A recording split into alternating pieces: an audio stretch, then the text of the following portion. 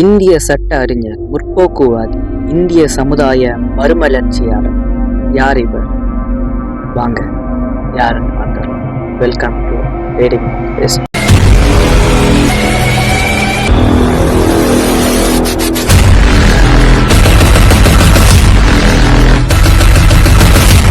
அம்பேத்கர் பிரித்தானியா இந்தியாவில் மாவு என்னும் இடத்தில் இப்போது மத்திய பிரதேசத்தில் உள்ளது. 14 ஏப்ரல் 1891 அன்று ராம்ஜி மாலோஜி சக்வால் பீமாபாய் ஆகியோரின் 14வது குழந்தையாக பிறந்தார். அம்பேத்கரின் குடும்ப பின்னணி தற்போதைய மகாராஷ்டிர மாநிலம் ரத்னகிரி மாவட்டத்தில் அம்பேவாதே வட்டத்தை சேர்ந்த மராத்தியர் குடும்பத்தை சேர்ந்ததாகும். ராம்ஜி சக்பால் பிரித்தானியா இந்திய இராணுவத்தில் பணிபுரிந்து வந்தார். மகர் என்னும் தாழ்த்தப்பட்ட சமுதாயத்தில் பிறந்த பீமாராவ் இளம் வயதில் பல்வேறு துன்பங்களை அனுபவித்தார். பள்ளியில் படித்த போது அம்பேத்கரும் மற்ற பட்டியலின குழந்தைகளும் தனியாக அமர வைக்கப்பட்டனர். இவர்கள் தண்ணீர் குடிக்க வேண்டியிருக்கும் போது தண்ணீர் பாத்திரத்தை தொட அனுமதிக்கப்பட மாட்டாது. உயர் சாதியை சேர்ந்த ஒருவர் அந்த தண்ணீரை எடுத்து ஊற்ற வேண்டிய நிலை இருந்தது. பொதுவாக இம்மாணவர்கள் அமருவதற்கு ஒரு கோணிப்பையை தங்கள் வீட்டிலிருந்தே கொண்டு வர வேண்டியது இருந்தது. ராம்ஜி சக்வால் 1894 ஓய்வு பெற்றார். 2 ஆண்டுகளுக்கு பிறகு குடும்பம் பம்பாய் மாநகரத்தில் உள்ள சதாராவிற்கு குடிபெயர்ந்தது. அதன் பின் சிறிது காலத்தில் அம்பேத்கரின் தாயார் இறந்தார். பின்னர் குழந்தைகள் தங்கள் தந்தை வழி அத்தையால் பராமரிக்கப்பட்டு கடினமான சூழ்நிலையில் வாழ்ந்தனர். குடும்பத்தில் அம்பேத்கர் மட்டுமே தேர்வில் தேர்ச்சி பெற்று உயர்நிலை பள்ளிக்கு சென்றார்.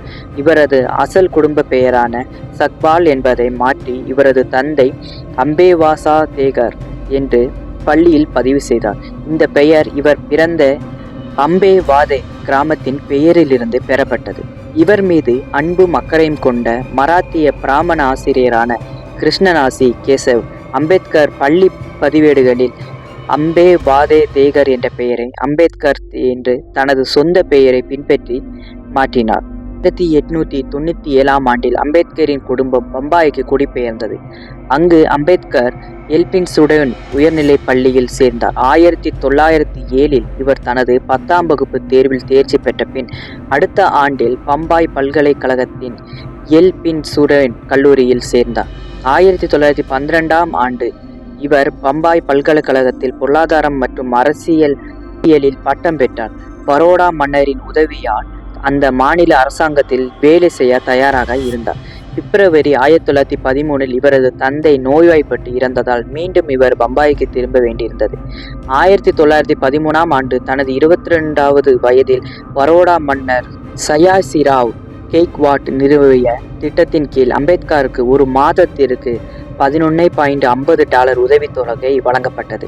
இதன் மூலம் இவருக்கு நியூயார்க் நகரில் உள்ள கொலம்பியா பல்கலைக்கழகத்தில் முதுகலை கல்வி பயில வாய்ப்பு கிடைத்தது. இவர் அமெரிக்காவில் லிவிங்ஸ்டன் அரங்கில் பாரசீகரான நவல் பத்தேனாவுடன் தங்கினார். இவர் ஜூன் 1915 பொருளாதாரம் மற்றும் சமூகவியல், வரலாறு, தத்துவம் மற்றும் மானுடவியல் ஆகிய பாடங்களில் முதுகலை பட்டம் பெற்றார். பண்டைய இந்திய வர்த்தகம் என்ற தலைப்பில் ஆய்வறிக்கையை சமர்ப்பித்தார்.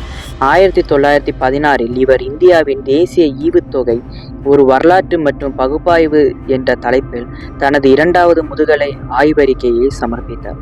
மே 9 அன்று மானுடவியலாளர் அலெக்சாண்டர் கோல்டன் வீசர் நடத்திய கருத்தரங்கில் இந்தியாவில் சாதிகள், அவற்றின் வழிமுறை, தோற்றம் மற்றும் வளர்ச்சி என்ற கட்டுரையை சமர்ப்பித்தார். அக்டோபர் 1916 இவர் சட்ட படிப்பில் சேர்ந்தார்.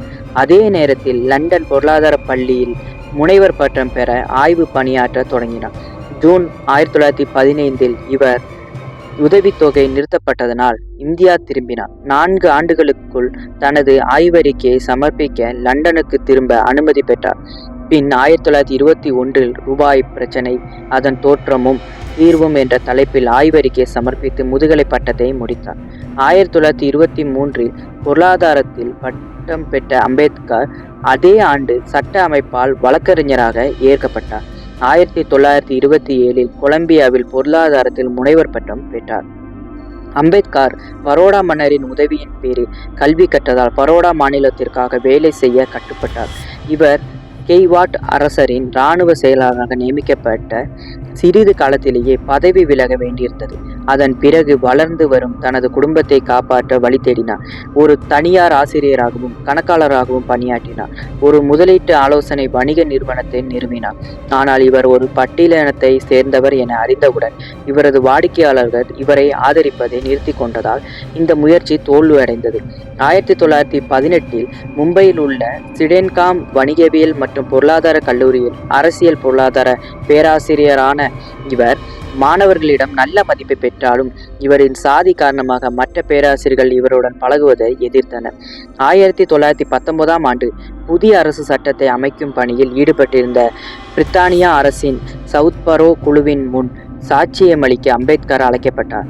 இந்த குழுவின் முன் அம்பேத்கர் பட்டியலின மற்றும் பிற தாழ்த்தப்பட்ட சமூகங்களுக்கு தனி தேர்தல் தொகுதிகள் இட ஒதுக்கீடுகளை உருவாக்க வேண்டும் என்று வாதிட்டார். 1920 பம்பாயில் மூக் நாயக் மௌனத்தின் தலைவர் என்ற வார இதழை வெளியிட தொடங்கினார். சட்ட வல்லுநராக பணியாற்றிய அம்பேத்கர் 1926 ஆண்டில் 3 பிராமணரல்லாத தலைவர்களுக்காக அவர்களுக்கு எதிராக தொடரப்பட்ட அவதூறு வழக்கில் வாதாடினார்.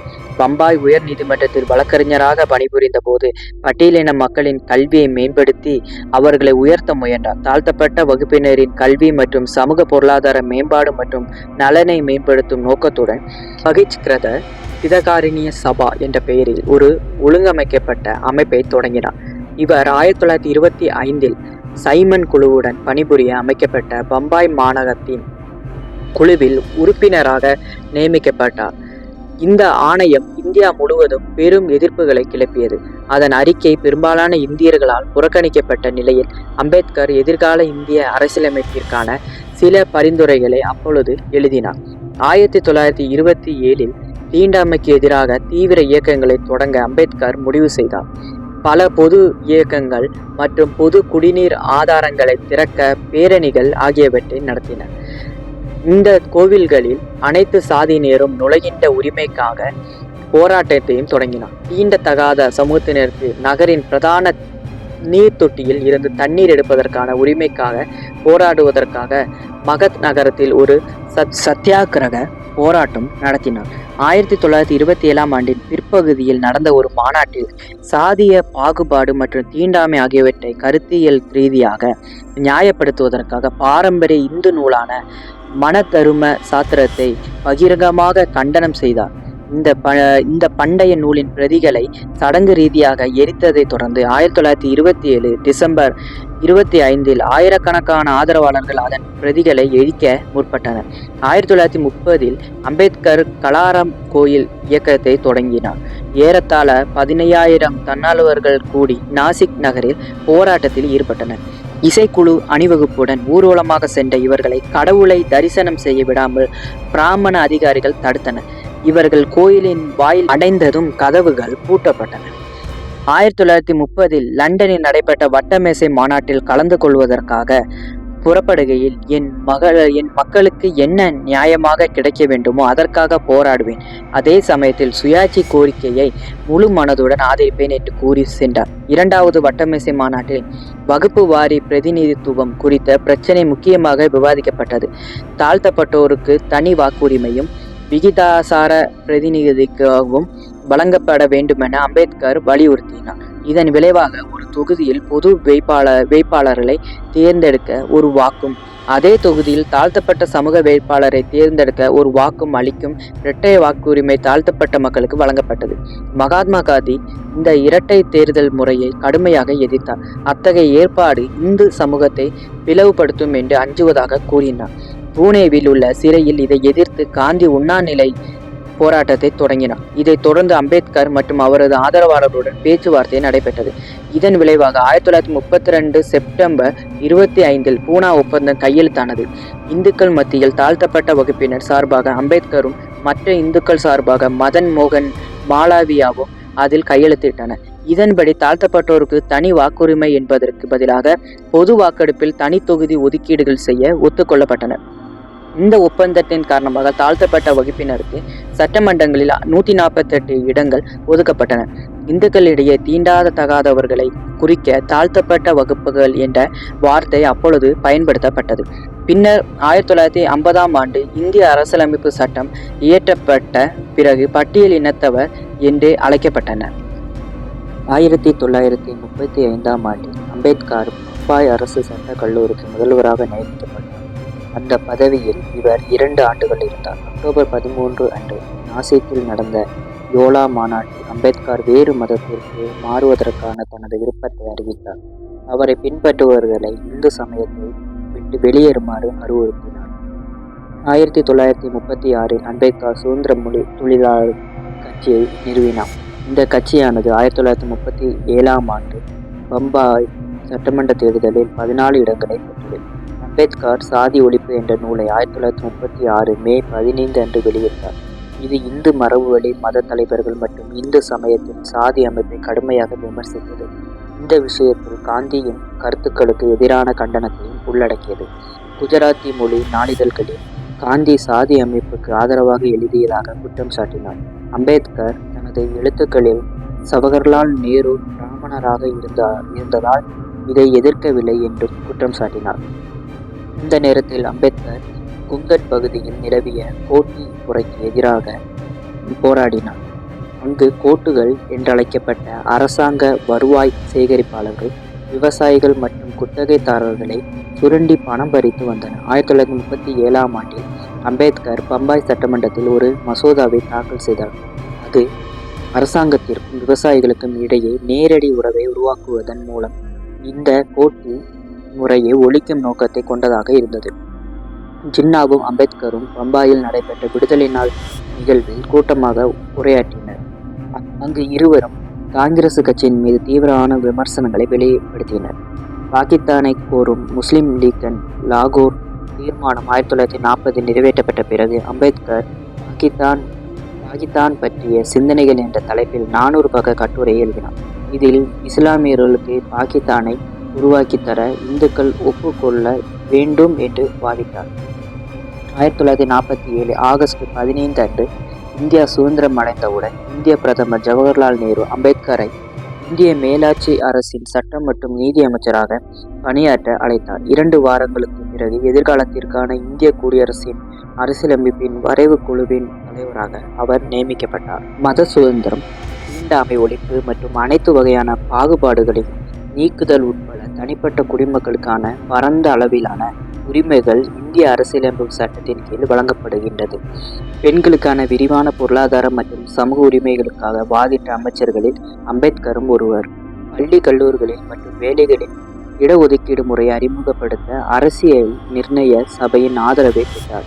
இந்திய அரசியலமைப்பின் வரைவு 1949 நவம்பர் 26 அன்று இந்திய அரசியலமைப்பு நிர்ணய சபையால் ஏற்றுக்கொள்ளப்பட்டது. இந்திய அரசியலமைப்பு மிகச்சிறந்த சமூக ஆவணம் என்று வரலாற்றுவியலாளரும் இந்திய அரசியலமைப்பை அறிந்தவருமான கிரான்வில்லா ஆசுட்டின் கூறுகிறார். இந்து நெறியில் சட்டத்தை கொண்டு வருவதில் நேருவுடன் ஏற்பட்ட கருத்து வேறுபாட்டால் 1951ஆம் ஆண்டு இவர் தன் அமைச்சர் பதவியை துறந்தார். அம்பேத்கர் 1953ஆம் ஆண்டு நடைபெற்ற பார்லமெண்ட் அமர்வின் போது அரசியலமைப்பிற்கு எதிரான தனது மறுப்பை வெளிப்படுத்தினார்.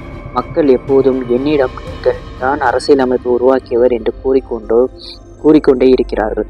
ஆனால் அதில் என் விருப்பத்திற்கு மாறாக நிறைய செய்வேன். வாய்ப்பு கிடைத்தால் அதை எரிக்கும் முதல் நபர் நானாக இருப்பேன் என்று கூற நான் தயாராக இருக்கிறேன்.